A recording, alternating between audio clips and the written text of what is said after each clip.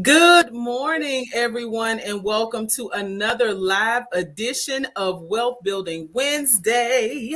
We are excited every single Wednesday to bring you from 10 o'clock a.m. until 10:30 live on Facebook and YouTube, and then again at 1:30 p.m. Central Standard Time on our media partner, WBFZ 105.3, an audio rebroadcasting of the great information that we bring to you again every single Wednesday. Wealth Building Wednesday is a project brought to you by TRHT Selma. TRHT stands for Truth, Racial Healing, and Transformation. And I know folks are like, well, what in the world does building wealth have to do with truth, racial healing, or transformation? Now, wealth, first of all, transforms a whole lot of things, right? But racial healing, because we know that in this country, we have a wealth gap, and we want to make sure that we are able to help folks close that wealth gap. And a part of the way and of the ways that we're doing that is to talk to every single Wednesday. We talk to an expert. Right now, we're in the midst of a series for entrepreneurs, folks who are considering opening their own small business, or small business owners who've been quite successful. But what we are talking about are aspects of small business ownership. And we are proud to welcome back Miss Sandy Hesley this morning. She is an expert credit counselor with Lifelines Counseling, which is not just credit counseling, but they provide a truly comprehensive service, y'all. Whether you walk in and you need to talk to someone because you're grieving, or if you want to walk in and you need to talk to someone because you want to make sure that your children's children are well prepared, right? And they know how to manage that thing called credit, then they can help you with that. And they service, right, Sandy? You all service all across the state of Alabama and even the Florida Panhandle, right? Yeah, absolutely. So welcome back. How have you been in 2022? Listen, thankful to be here, yes. COVID free. Yes. And just thanking God that I was able to walk into 2022 with, as the elders used to say, with a reasonable portion of health and strength. Yeah. And my right mind. Amen. Amen to that. And we want to thank everyone for tuning in. Want to remind you that if you're watching us live, please feel free to tag and share this information. These videos are stored on the Facebook pages of the Selma Center for Nonviolence, as well as the Black Belt Community Foundation. So we want to help folks, right? So if we want to be seen as friendly, right? The friends help friends, right? They say your friends don't let friends drive drunk. Well, friends don't let friends have bad credit. Come on, friend. Look. Today we're going to be talking about, from this small business perspective, about credit. So wanted to ask you, that we've talked about the fact that we're in the midst of this series about entrepreneurship and small businesses. And does it actually matter? Does credit matter when it comes to starting a small business? It does. It does. It matters a lot. Even on a personal side, and we're gonna, talking that, and if I kind of bounce around, forgive me. But just like with personal credit, you have to have credit to buy a house, to get into purchasing a home or whatever. So you have to establish your credit if you hadn't established it already. And it works the same way with business. You have to have credit in order to purchase inventory, things of that nature. So yes, you need credit because you're going to have to buy stuff, as we used to say, on time occasionally. Yes. So credit is just as important on the business side as it is on the personal side. Awesome. So now that's important for us to know. So if you didn't know, now you know, okay? We want to make sure that our folks know and have access to improving our personal and building business credit. So now if I'm working on building my business credit, how is my or can my personal credit be impacted? The thing of it is that initially, your business and your personal are gonna link. They're Okay. gonna be linked initially. Okay. But what people really have to realize is that there's a process and there are steps that you need to take. And the first important step is to establish a business structure, choose a business structure. Mm. Like if you choose to be a sole proprietorship, then you mainly are going to be operating more so from your personal credit side, if that makes sense. Okay. So that's because you've chosen to be, uh, you've chosen that type of business structure. What you want to do is you want to get into choosing like, am I a corporation? Am I LLC? Things of that nature, because that is what's going to set you apart that's going to set your business apart from your personal side. So, like I said, it's a process. You need to choose the type of business structure. You need to get you a tax ID number. That's going to separate you as well, because and that's why I say a lot of the business mimics the personal, because just like you have your social security number, on the business side, you have an EIN number, tax ID number. So you need to get that. You need to get you a tax ID number, and you need to open a business account to separate your business from your personal. You shouldn't be commingling your business funds and running them through your personal checking account. So you need to establish a separate checking account. So those are just kind of steps that you need to take. If I hope I answered your question. Absolutely, because see, those are the types of steps that folks need to be aware of. We've seen and heard about on the news, even PPP loans and folks Oh, wow.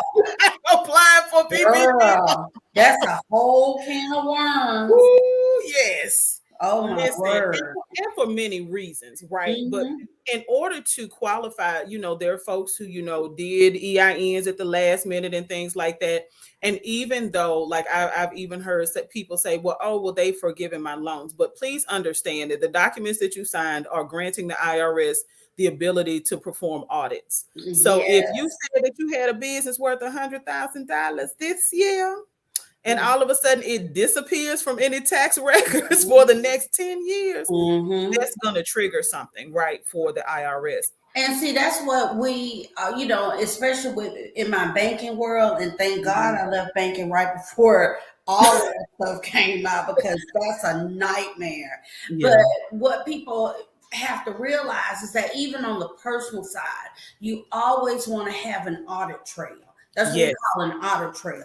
You want to be able to say where this money, I don't care if you're swiping your debit card 10 times a day. It's better to do that because you have an audit trail. I can physically show what I did with my money. And when you're dealing with a business, especially a small business, it is so important for you to be able to do that. And then you will really appreciate it when tax time.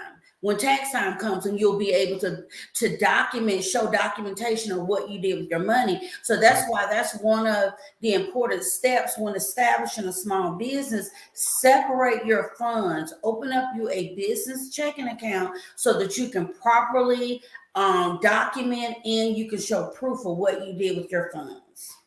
And now that is so important. I'm so glad that you again brought up those basic steps of getting your EIN, which is absolutely provided free of cost. That is a number, like you said, very much like your social security number is like Mhm. an ID number for your Yeah. business.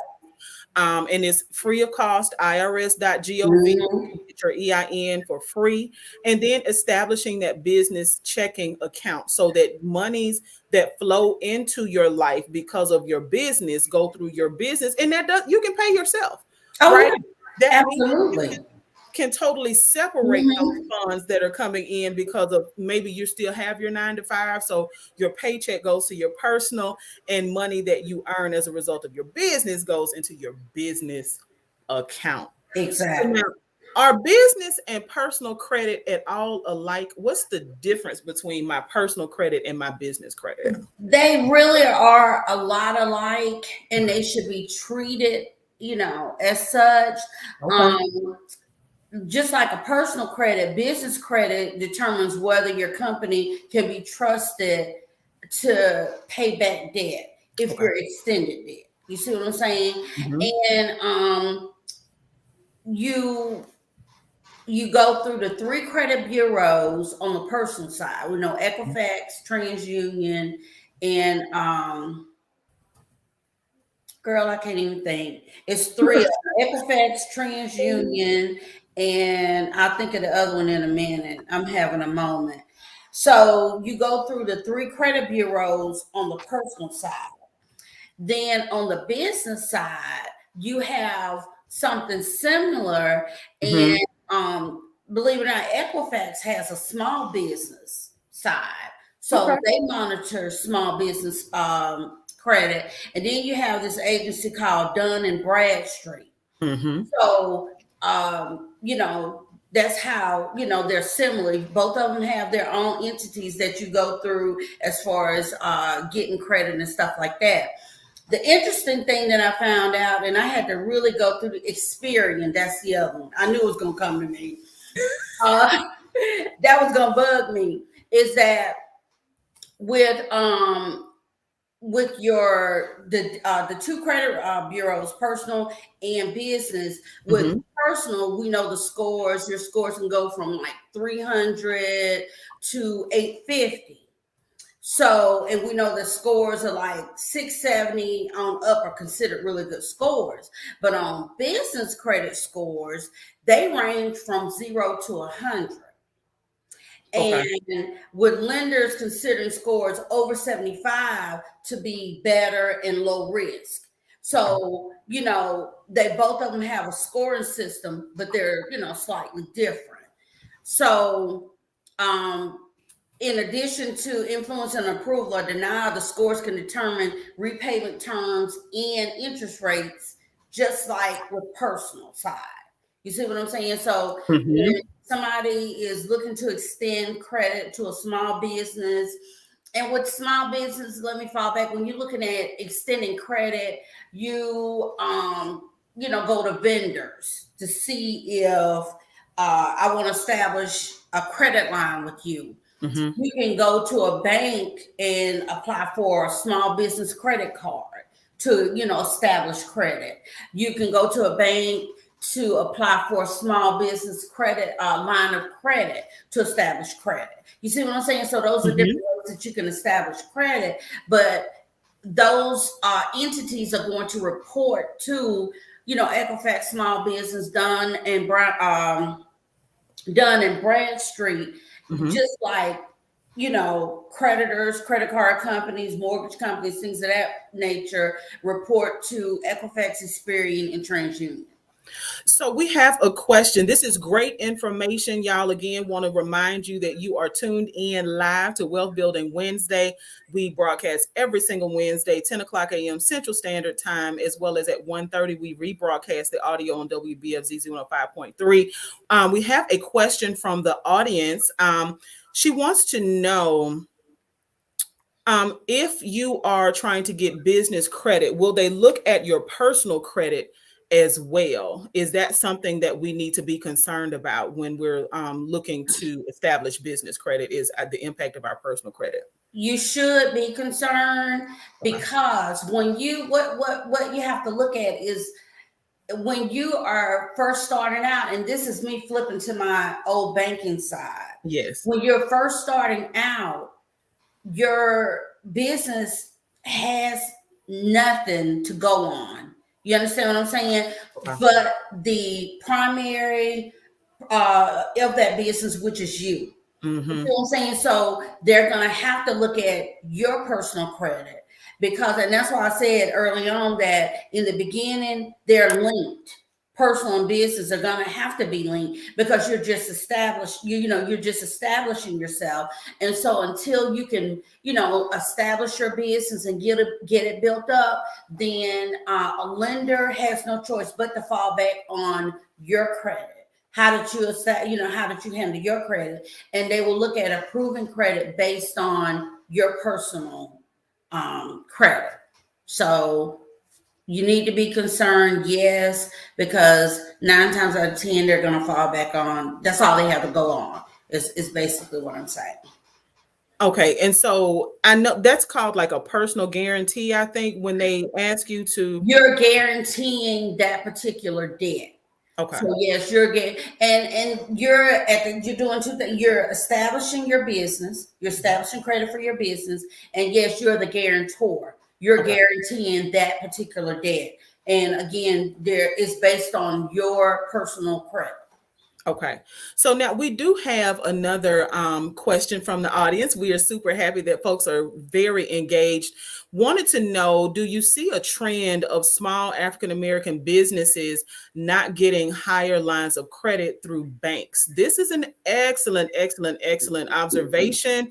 Do you see that in your work? Do you see that small businesses that are led by Black folks are not as easily credited with higher lines of credit? And, I hope I say this right, but I'm just going to be just real with you, because before I came here, the location that I worked at in banking was predominantly Black. Okay. It was 90%.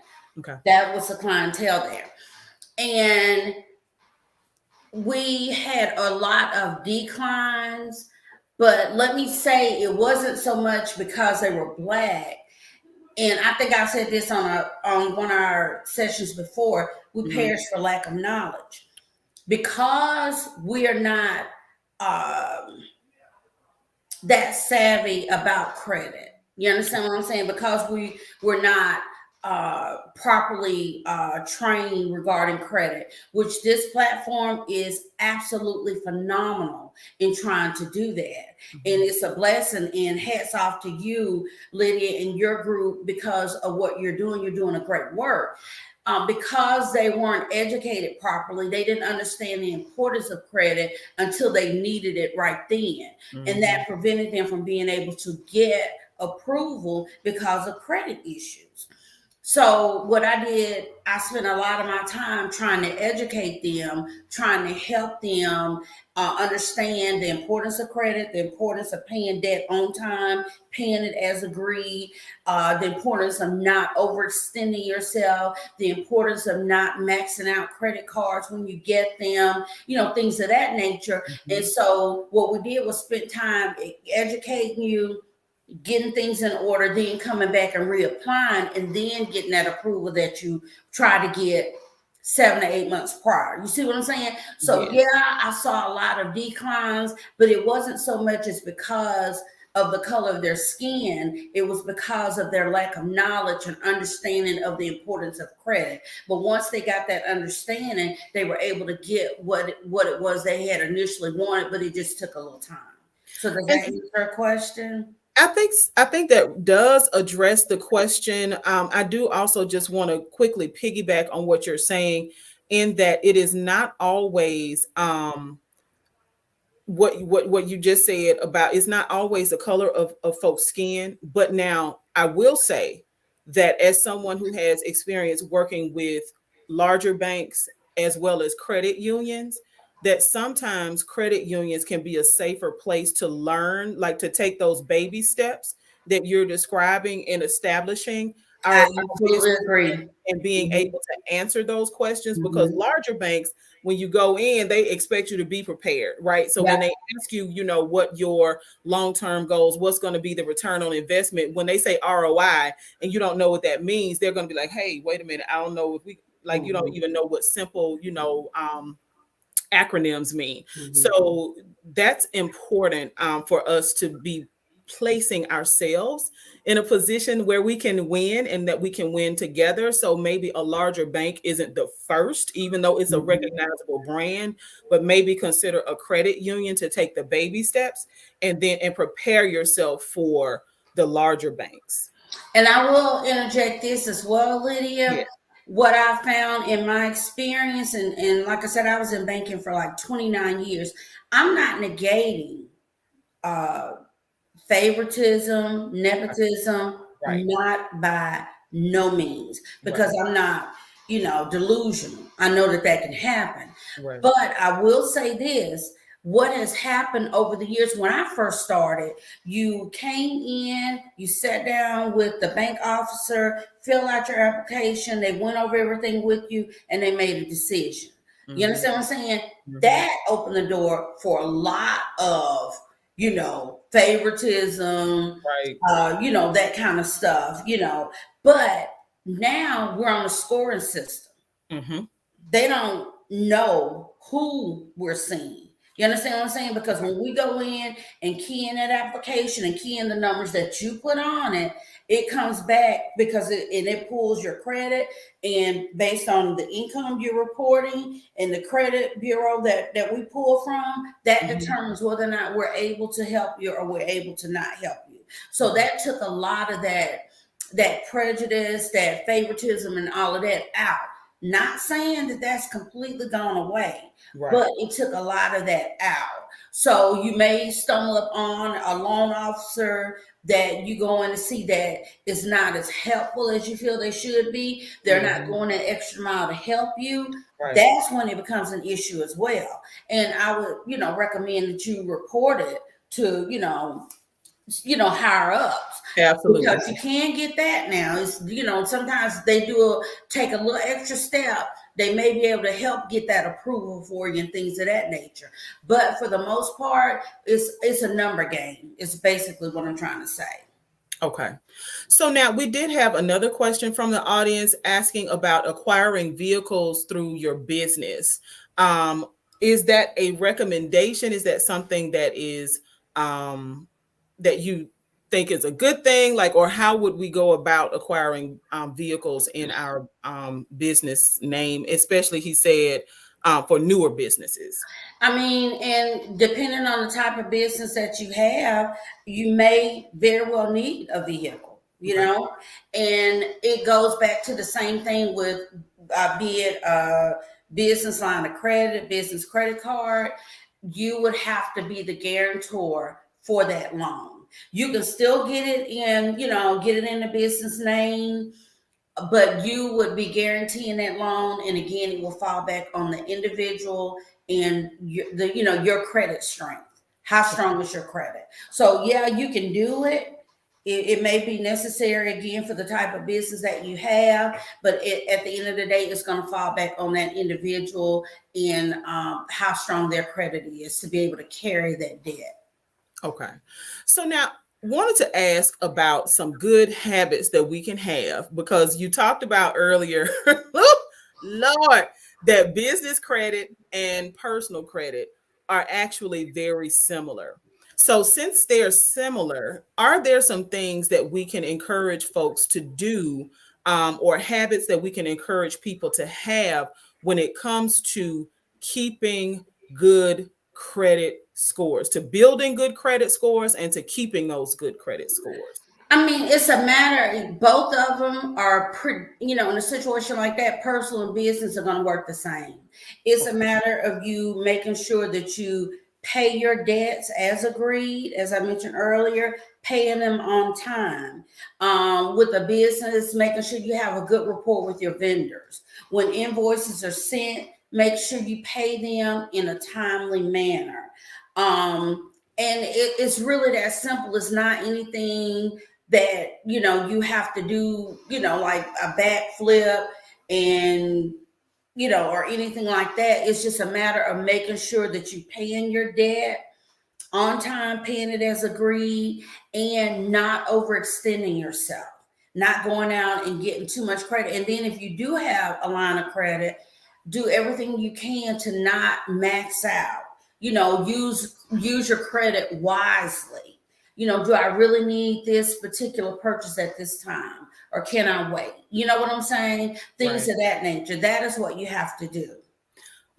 On one of the previous episodes, you talked about if we wanted to, say, get a new car, to start putting those car notes in the bank, like start paying yourself in a separate account to set those things aside. Mm-hmm. And as you were saying about paying debts as agreed and making sure that we're paying our debts on time, I thought about that because even as a small business starting out, it may mean that in your business plan, right, when we're putting those Mm-hmm. things on paper, that the strategy we take doesn't necessarily depend on having everything all at once, but that we pace ourselves. And as a result of the earnings that we collect, from owning the small business, that we start setting those things aside, right? Exactly. Yeah, because you need to with anything, and that's just me. I When I got my car, the last car that I got, I called my insurance company to see how much my insurance would go up.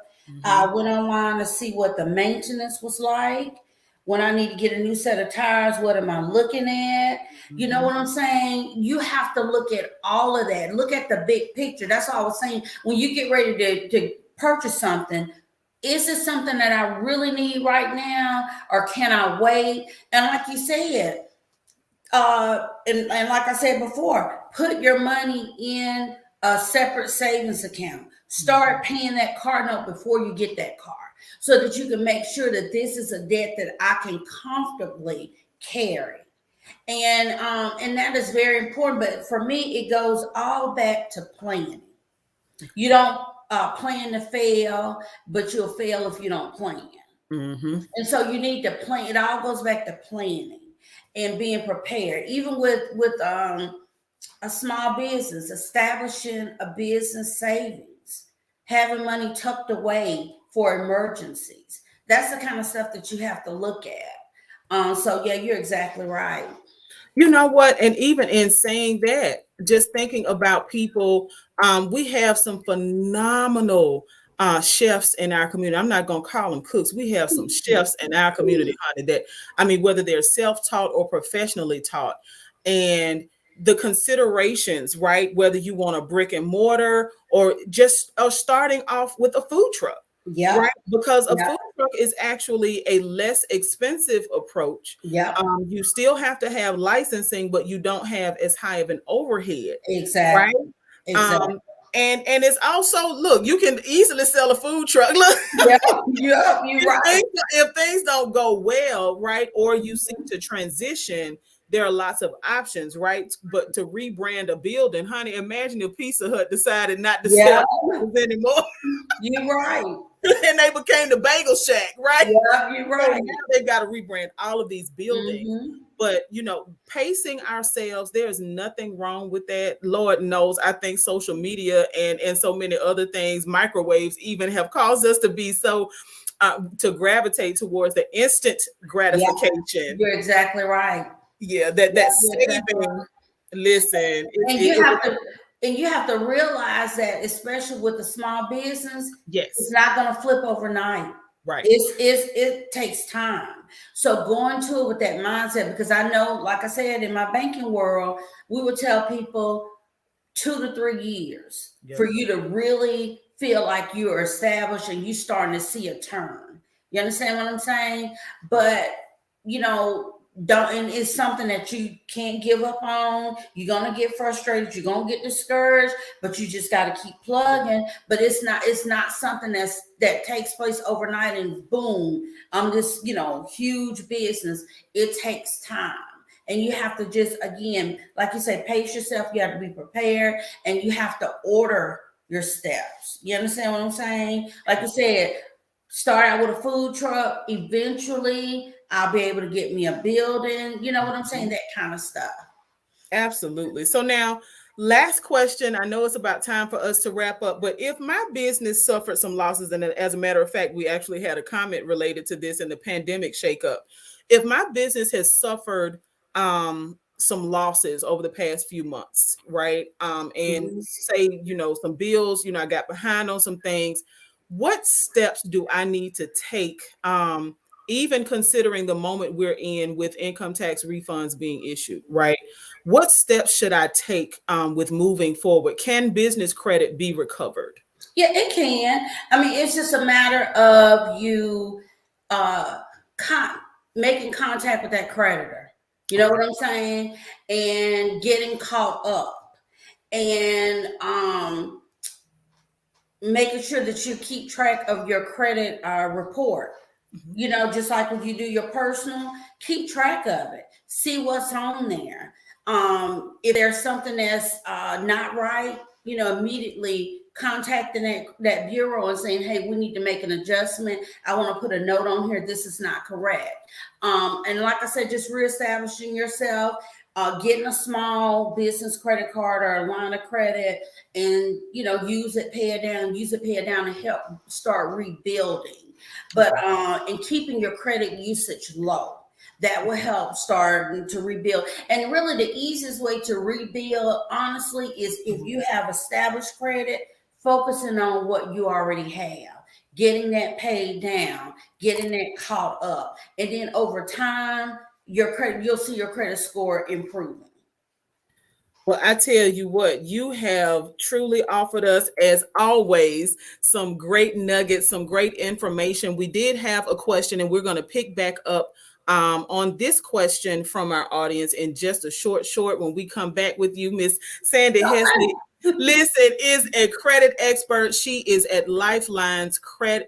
I don't know why I keep want to call y'all because you're comprehensive. You all have such a unique model when it comes to counseling and I'm still so very impressed, and I look forward to us having something, being able to mimic what you all offer in the Dallas County and across the Black Belt, because you being able to respond to a family's needs and concerns, whether it again is something based in trauma or something Mhm. based in financial health, right, or Yeah. wellness, then Hmm. you coming to one place, right, Yeah. is such a convenient thought, and it takes the jab out of this word called Yeah. counseling. Yeah. So you all have a wonderful model at Lifelines Counseling. They are located in Mobile, but Sandy Hesley is on board to help anybody in the state of Alabama and across the Anybody. Florida panhandle. So if you have any questions, we'll definitely make sure to leave the information in the chat. How can people find you, Miss Hesley? You can, and I should have typed it in, but you can email me, and that's really the easiest way. S Hesley, Shesley at ccccsmobile.org. And so I'm leaving that in the chat so people can log on and see that information. Again, her name is Sandy Hesley. She is a certified credit counselor. She is at Lifelines Counseling. You can reach her via email at Hesley, that is Shesley at ccccsmobile, MOBILE.org. Miss Mhm. Hesley, it is always a pleasure to have you here, and we'll definitely have you back and start with that question about virtual offices. We have Okay. lots of questions about small business ownership and how to establish credit. So we're looking forward to having you back really soon. So for those of you all who have been tuned in, thank you so much. Please feel free to tag and share this information with your friends. Y'all, we broadcast Wealth Building Wednesday every single Wednesday from 10 a.m. until 10:30. If you are not able to tune in live, then you can always catch our audio rebroadcast on our media partner, WBFZ 105.3, or you can simply log into Facebook or watch us on YouTube anytime you want and share this information. Again, Miss Hesley, thank you for being here. Thank you for having me. I always enjoy it. Yes, and you always, honey, dropping those nuggets of knowledge. So we thank you, and we look forward to seeing you until next Wednesday. Y'all get out here. Let's build this wealth.